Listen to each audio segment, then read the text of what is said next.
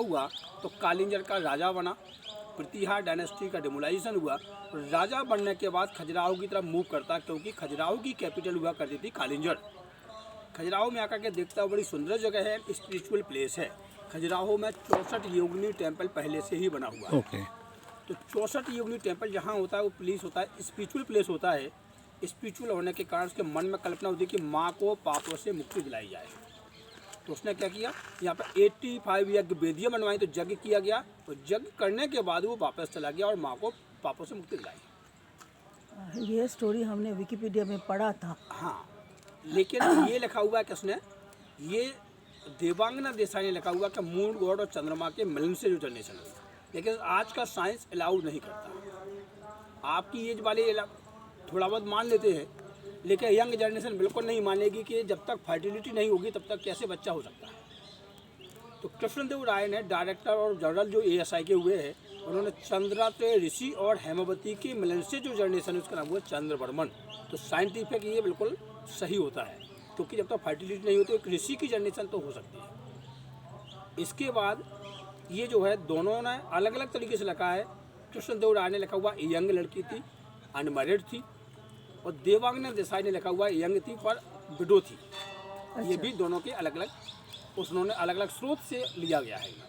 उन्होंने जब पढ़ा, लेकिन यंग शब्द दोनों ने यूज किया है। तो यंग होने के कारण से जब बच्चे को जन्म दिया तो यहाँ पे उसने एक वरदान दिया था चंद्रवर्मन ने या चंद्राते ऋषि ने, क्योंकि वो श्राप देना चाहती थी। क्योंकि काम वासना में जब लीन होते हैं, एक्साइड जब होते हैं तो मिस्टेक होती है। बाद में उसको गिल्टी फील हुई तो उसने उसको श्राप देना चाहा। तो उन्होंने क्या किया, वरदान दिया था कि जो है आपसे जो जनरेशन होगी वो बड़ी प्रतापी होगी, 1000 राज्यवंश निकलेंगे और आपका नाम आगे बढ़ाएंगे। तो वही जब उसने बच्चे को जन्म दिया तो राजा बना। राजा बनने के बाद उसने काफ़ी युद्ध भी किए, और युद्ध करने के बाद जब वो जीतते थे तो खजुराहो में आकर के सेलिब्रेशन के तौर पे एक मंदिर का निर्माण करते थे। तो खजुराहो में 64 योगी टेम्पल होता है। तो यहाँ पे स्पिरिचुअल प्लेस था, आध्यात्मिक केंद्र, मैग्नेटिक पावर इज बैलेंसिंग। तो यहाँ पे चंदेल राजाओं के जो भी शासक हुए हैं 22 राजाओं ने रूलिंग की हुई है 400 ईयर्स तक। यहाँ पर कोई भी लोहे का इस्तेमाल नहीं किया। अभी हम उसको बताएगा, हम आपको बात बताएगा, वो आर्किटेक्चर में जाएगी बात, आपकी थोड़ा सा हिस्ट्री हो जाएगी। तो ये जो है रूलिंग करते रहे। तो रिलीजियस कैपिटल खजुराहो थी और रूलिंग कैपिटल हुआ करती थी कालिंजर। तो चंदेल राजा कालिंजर इधर से कितना दूर यहाँ है? से कालिंजर 100 किलोमीटर डिस्टेंस है सर। अच्छा, ठीक ना, 100-120 है, अलग अलग दूर रास्ते हो जाते हैं। तो एक मिनिमम 100 किलोमीटर डिस्टेंस है। तो वहाँ से रूलिंग करते तो खजुराहो में आकर के सेलिब्रेशन के तौर पे एक टेम्पल बनाते थे। तो जो जब युद्ध को जीत लेते थे तो जीतने की खुशी में खजुराहो में आकर के एक मंदिर का निर्माण करते थे। या जब किसी राजा को कोई बेटा या बेटी नहीं होती थी और भगवान के पास जाते थे, मनोकामनाएं पूर्ण होने के उपलक्ष्य में भी एक मंदिर का निर्माण करते थे। तो इस तरह से खजुराहो में 85 टेम्पल्स बन चुके थे 250 से 300 वर्षों में। Now only 25 temple, 60 temple total demolish कर दिए गए हैं मुगलों के द्वारा 16th सेंचुरी में। कौन सा? मुगल मुगल राज, हाँ मुगल राज उसको डिस्ट्रॉय कर दिया। 1565 के करीब यहाँ पे इंडिया में आते हैं, और जब यहाँ से निकलते तो उन्होंने तोड़ने का काम किया। तो नाउ ओनली 25 टेम्पल, 60 टेम्पल डेमोलाइज कर दिए गए। एंड हिंदू धर्म में क्या होता है, खंडित मूर्ति की पूजा नहीं की जाती है, डिस्ट्रॉयड स्टेचू की पूजा नहीं की जाती है। इसलिए इस कैंपस में किसी में भी पूजा नहीं होती है। एक्टिव टेम्पल्स नहीं है, टोटल ऑफ मॉन्यूमेंट्स हैं। पूजा जिसमें होती है, सामने देखें तो फ्लैग जिसके ऊपर लगा हुआ है उस मंदिर में होती है पूजा। तो एक्टिव टेम्पल्स है। चंदेल राजाओं के द्वारा सबसे पहला टेम्पल उसी को बनाया गया। ये जो टेम्पल्स है 900 to 920 AD में बनाया गया। शिव जी का शिवलिंग है, उसमें 9 फीट हाइट ऊपर, 9 फीट नीचे, 18 फीट की शिवलिंग देखने को मिलता है। हम देख सकते हैं ना? हाँ, आप लोग देखेंगे, अभी नहीं देखेंगे। वो आपका इस पूरे कैंपस को घूमने के बाद जब एग्जिट होंगे तो उसके गेट दूसरा है, वहाँ से जाते हैं दर्शन करने के लिए। ठीक है। अच्छा, उसमें इतिहास आपको मैं यहीं बता देता हूँ, बाकी प्लान है उसमें, ज़्यादा कोई आर्ट एंड आर्किटेक्चर नहीं है। और वो morning 5 o'clock to evening 10 o'clock तक हुआ है। जब आपको मन करे तब आप उसको देख सकते हैं, ठीक है ना। शाम को 6 बजे पूजा होती है और सुबह 6 बजे पूजा होती है। इसके बाद हर्षवर्मन के द्वारा ही दूसरे टेम्पल का जो निर्माण किया गया था इस कैंपस में है, वो है वराह टेम्पल। वाइल्ड बोर की स्टेचू देखने को मिलेगा, बड़ा वराह अवतार। वराह होता है। हर्षवर्मन का बेटा होता है यशोवर्मन, बट यशोवर्मन का नेक नेम है लक्ष्मण। तो राजा के नाम के ऊपर इस मंदिर का नाम हुआ लक्ष्मण मंदिर। एक्चुअली ये भगवान विष्णु के लिए डेडिकेशन ऑफ टेम्पल बना हुआ है। ओके, लक्ष्मण राजा। लक्ष्मण राजा का नाम था, इसलिए उसका नाम हुआ लक्ष्मण मंदिर। अच्छा अच्छा। राजा लक्ष्मण या ईश्वरवर्मन का बेटा होता है धंगदेव। तो धंगदेव ने 3 मंदिरों का निर्माण किया, विश्वनाथ मंदिर, पार्श्वनाथ मंदिर एंड बैद्यनाथ मंदिर। अच्छा, विश्वनाथ मंदिर तो इस कैंपस में शिव लिंग। शिव के लिए, तो पीछे वाला टेम्पल पेड़ों के पीछे दिख रहा है वो है विश्वनाथ टेम्पल, शिव जी का मंदिर उसमें है। ईस्टर्न ग्रुप ऑफ टेम्पल में पार्श्वनाथ मंदिर जो जैन धर्म के लिए डेडिकेशन है। तीसरा टेम्पल बैद्यनाथ टेम्पल। वो तो विष्णु का टेम्पल। ना, बैद्यनाथ मीन्स होता है मैम भैरव बाबा, अच्छा, शिव का ही एक स्वरूप। Okay okay. जब आप शिव मंदिर में दर्शन करने के लिए जाएंगे तो उस रास्ते में आपको रेड कलर की स्टेचू देखने को मिलेगी, वो भैरव बाबा की स्टेचू है। अच्छा, ठीक है ना। तो 3 मंदिरों का निर्माण उसमें किया गया, तो 2 मंदिर शिव दिखाई देते हैं। तीसरा टेम्पल बैद्यनाथ टेम्पल डिमोलाइज कर दिया गया था मुगलों के द्वारा, स्टिच वहीं पड़ी थी, तो उसको फिर से गवर्नमेंट ने खड़ा किया, उसके ऊपर पूजा होने लगी है। अच्छा, इस तरह से अलग अलग राजाओं के द्वारा अलग अलग समय पे मंदिर बनवाते चले गए। तो 85 टेम्पल्स है, नाउ ओनली 25। 1986 में इसे वर्ल्ड हेरिटेज साइट डिक्लेयर किया, तो ये यूनेस्को साइट बनी हुई ये तो पता है। है। ठीक है ना। खजुराहो के टेम्पल आर्ट एंड आर्किटेक्चर के लिए फेमस है। तो खजुराहो के टेम्पल है नागर शैली, इंग्लिश में बोले तो नागरा स्टाइल। तो नागर शैली क्या है, सीधा आपका शिखर बनेगा उसका, जैसे देखिए ऊंचाई तक जाता शिखर है, इसके ऊपर कलश होगा। अच्छा अच्छा, ठीक है हाँ ना। जैसे नीचे का भी देखते हो एक हाँ, बना हाँ, हुआ है, कलश है। आमला, आमले के ऊपर कलश, उसके ऊपर कोकोनट नारियल। नारियल। ठीक है ना। तो इस तरह से ये शिखर स्टाइल होती है। और दूसरा नागर शैली व्यक्ति के 4 पुरुषार्थ, धर्म, अर्थ, काम, मोक्ष। हमारी लाइफ जो है 4 भागों में डिवाइडेशन है। पहला होती है स्टूडेंट लाइफ, जिसे हिंदी में कहा गया ब्रह्मचर्य। सेकंड होता है फैमिली लाइफ, मीन्स आपका गृहस्थ जीवन। इसमें भगवान पक्ष और संन्यास। उसके बाद वानप्रस्थ, उसके बाद संन्यास। तो ये टेम्पल उसी के ऊपर डिवाइडेशन है। तो पहला प्लेटफॉर्म जो दिखाई देगा आपको, ये स्टूडेंट लाइफ को प्रेजेंट करता है। आते ही चलेंगे, पास में भी दिखाएंगे। तो पहला प्लेटफॉर्म मीन्स आपका जगती, जिससे कहा गया है, ये आपका जो है स्टूडेंट लाइफ को प्रेजेंट करता है। जब इसके ऊपर पहुंचेंगे तो हो जाएगा फैमिली लाइफ, गृहस्थ जीवन का पार्ट। कहाँ तक, बाल करने के लेवल तक। उस लेवल से आपको मेल फीमेल के फिगर्स तो मिलेंगे, लेकिन कोई भी एरोटिक फिगर्स नहीं मिलेंगे। किसी भी टेम्पल को जब साइड से देखते तो लुक लाइक ए माउंटेन, और उसमें क्या होती है, केव्स, गुफा होती हैं, होते हैं वानप्रस्थ के एरिया, बैठ करके तपस्या करना। अच्छा, और ऊपर वाला पार्ट होता है मोक्ष, क्योंकि शिव जी का वास कैलाश पर्वत पर है, और कैलाश माउंटेन में होता है शिव का वास, डिस्ट्रॉयर है शिव। तो इस तरह से bottom to top division of temple होती है।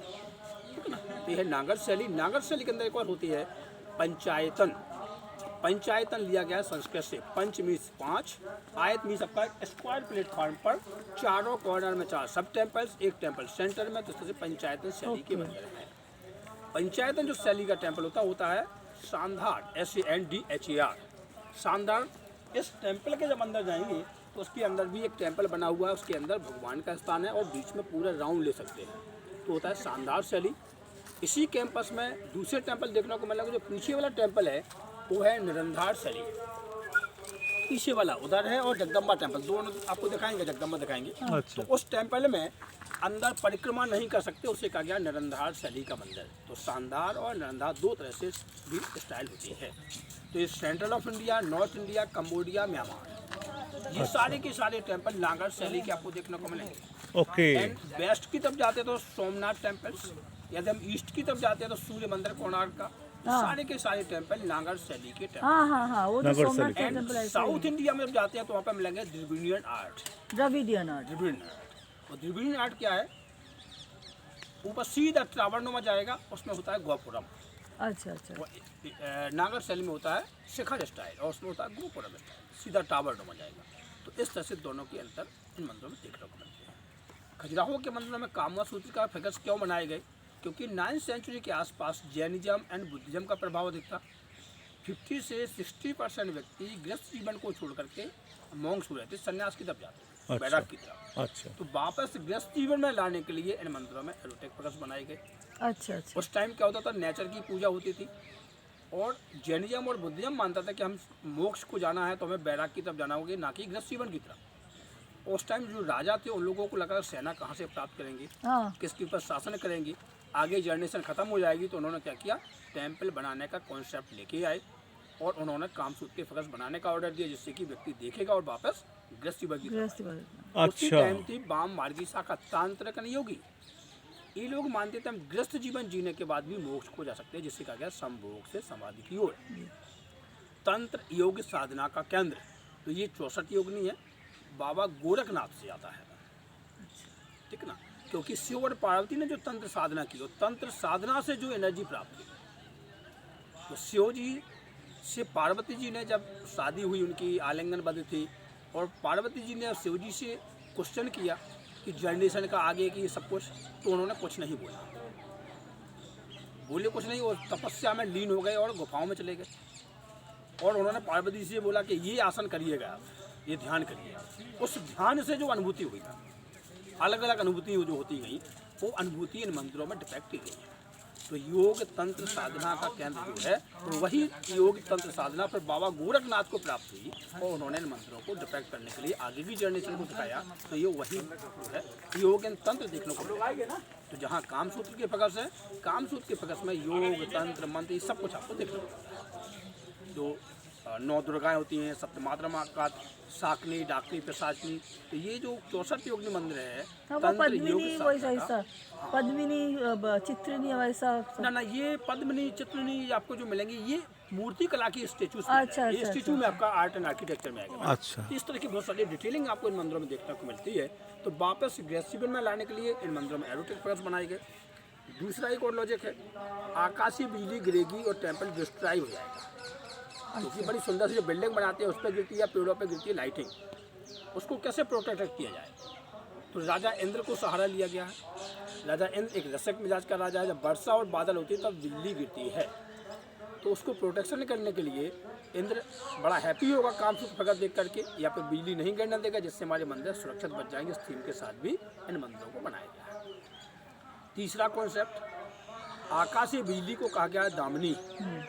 दामिनी मीन्स होता है अविवाहित लड़की।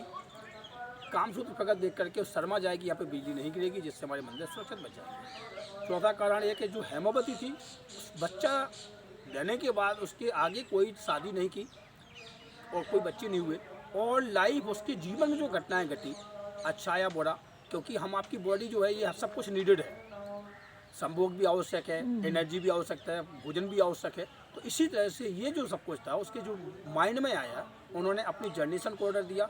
उस टाइम जो आर्टिस्ट थे उनको ऑर्डर दिया कि सब कुछ अपनी लाइफ को डिपेक्ट किया जाए। तो ये टेम्पल जो बने हुए हैं, वे ऑफ लाइफ आपको देखने को मिलेंगे। हाँ वही Correct. हमने तो ये भी जो है सुना। 9th, 10th, 11th सेंचुरी के बने हुए टेम्पल्स हैं, और हम आप 21st सेंचुरी में तो ये देखने को मिलेगा कि एडवांस कौन थे उस टाइम। तो इस तरह से इन मंदिरों को दिखाया गया है, ठीक। और ये जो टेम्पल्स अच्छा, आपको एक बार फिर हम तो भूल गया, आपको नाम एक बार बोल ओम दीजिए। प्रकाश पटेल, ओम प्रकाश पटेल। आप इधर गाइड का कम। मैं रजिस्टर्ड गाइड हूँ, और मेरे पास इस तरह से लाइसेंस होता है। अच्छा मैं लाइसेंस वाला गाइड हूँ। अच्छा अच्छा।